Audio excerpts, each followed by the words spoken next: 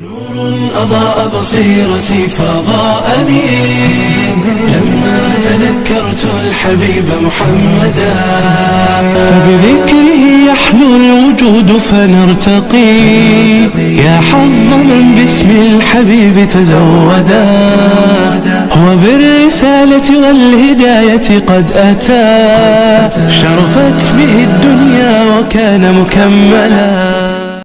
الحمد لله رب العالمين، والصلاة والسلام على خاتم الأنبياء والمرسلين، وأشهد أن لا إله إلا الله وحده لا شريك له، هو يتولى الصالحين، وأشهد أن نبينا وعظيمنا محمد صلى الله عليه وآله وصحبه وسلم عبد الله ورسوله. وبعد، أيها المسلمون الكرام، البيت نعمة عظيمة. قال تعالى: الله جعل لكم من بيوتكم سكنا وجعل لكم من جلود الأنعام بيوتا.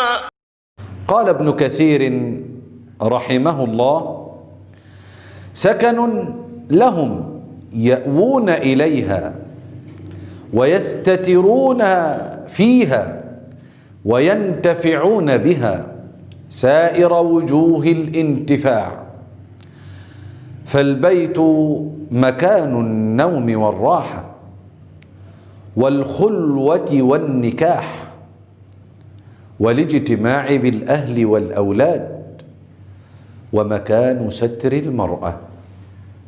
أيها المسلمون، لماذا يجب الاهتمام بإصلاح البيت؟ أولا، لوقاية النفس والأهل نار جهنم.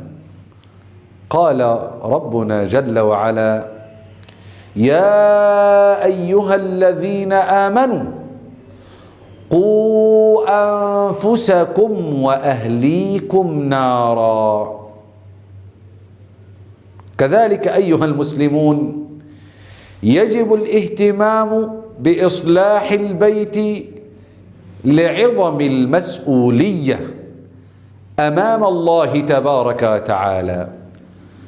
قال صلى الله عليه وسلم: إن الله تعالى سائل كل راع عما استرعاه، أحفظ أم ضيعه، حتى يسأل الرجل عن أهل بيته.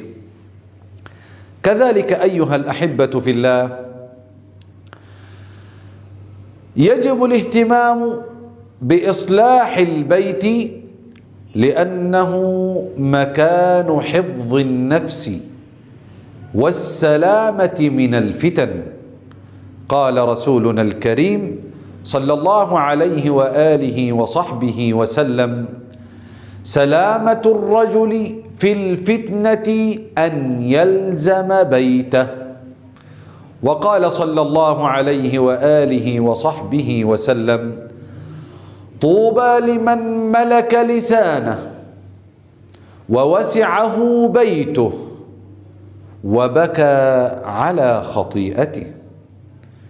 ورغم ذلك فإننا نلاحظ في أنفسنا قصورا وتفريطا، فاللهم أصلح بيوتنا وسلمنا من الفتن.